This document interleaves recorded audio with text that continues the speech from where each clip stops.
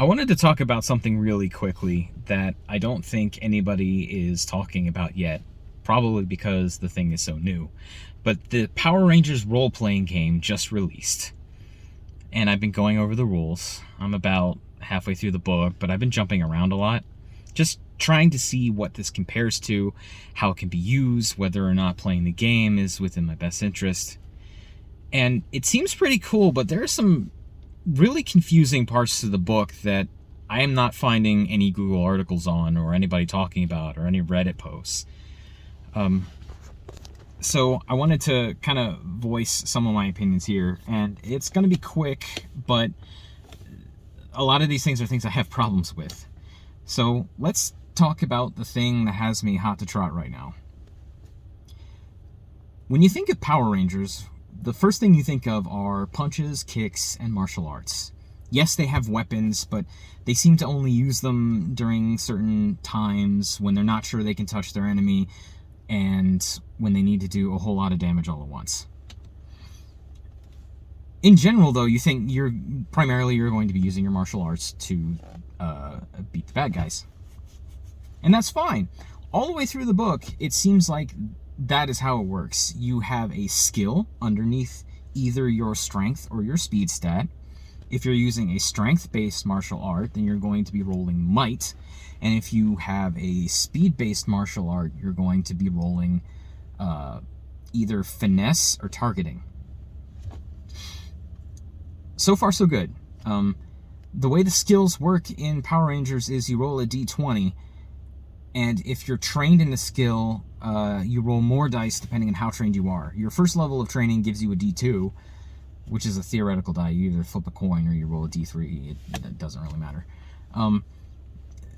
And then if you have 2 points in it, it's a d4, then d6, d8, d10, d12. So d12 is as good as you can get it. So if you're fully trained in martial arts, it's going to be 1d20 plus 1d12. You add them together, that's your accuracy. Your opponent is going to dodge with either toughness or evasion based on whether or not they're just taking the hit and trying not to get damage from it, or if they are using evasion so that you don't hit them at all. Anyway, here's the issue. If you go to the equipment section where it mentions all of the weapons, it tells you what the weapons do, how much damage, what their effects are, etc. The first two entries of the weapons table on equipment are strength-based martial arts and speed-based martial arts. Their primary effect is stun 1. What that means, so stun 1 in the Power Rangers game is a special effect that does not hurt you. It does not inflict damage. Stun means you lose your move action for the next round. And the number is how many rounds you lose your move action. So if it's stun 1, then for 1 round you can't move. You can still take your standard action if you have one. If it were stun 2, then you couldn't move for 2 rounds. Anyway, that's the primary effect of martial arts. The secondary effect of martial arts is blunt 1. Now, blunt 1 just means blunt force trauma. That's regular damage. So you do 1 damage. By the way, damage in Power Rangers is extremely low. So is health. So 1 damage is actually standard. It's fine. So the secondary effect of martial arts is 1 blunt damage. But if you're using a strength-based martial art, you take a 2-shift penalty. And if you're using a speed-based martial art, you take a 1-shift penalty for doing that. So what's a shift? What's a shift penalty? Remember when I said if you have 1 rank in a skill, that's a D2? And if you have 2 ranks in a skill, that's a D4? That's a shift, right? So if you take a 2-shift penalty on a strength-based martial art, then you go from 1d20 plus 1d4 to just 1d20. And if you had less than that, your attack would fail outright, because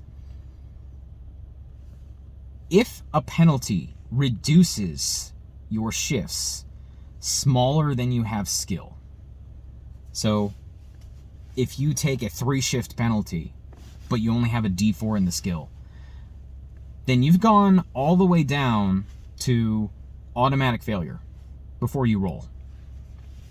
So if you're going to use a strength-based martial art to deal damage, you need to at least have D4 in your skill pool. So you need to have at least spent 2 skill points on your might, or you will just miss.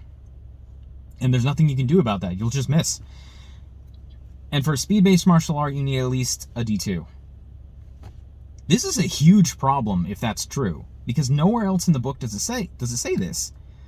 Like, if you go to the monster part of it, the bad guy part of it, the threats section, putties attack with martial arts, and they deal 1 blunt damage. It doesn't mention a penalty or anything. And in the combat section, I think there's this... No, in the healing from damage section, there's an example of Tommy punching a putty, doing 1 damage, and then that putty exploding. Rules as written, that's not how that works. He did not take a shift penalty before he tried to do that, so it should have done stun, which just means that the putty loses its move action for 1 round. This is incredibly unclear, and the book is full of things like this. But this is the biggest one, because Power Rangers is a martial arts-based universe. If you can't do damage on martial arts without taking a penalty, that's going to be a real pain in the butt, especially especially when you take into account things like the Yellow Ranger that can do multiple finesse-based attacks, or the perk that you can take, which is kind of like a D&D 5th edition feat. You can take the perk that lets you attack 3 times. None of that matters if you're doing stun. And you have to take a massive penalty to deal damage. Also, what happens if you do choose to use the stun effect and you hit 3 times? Are they stunned for 3 rounds? Can they not move for 3 rounds? That would be crazy. I don't think that's how that works. But there is nothing in the book that says it doesn't. So, I'm a little frustrated. And that's not even my only complaint. Stay tuned for more.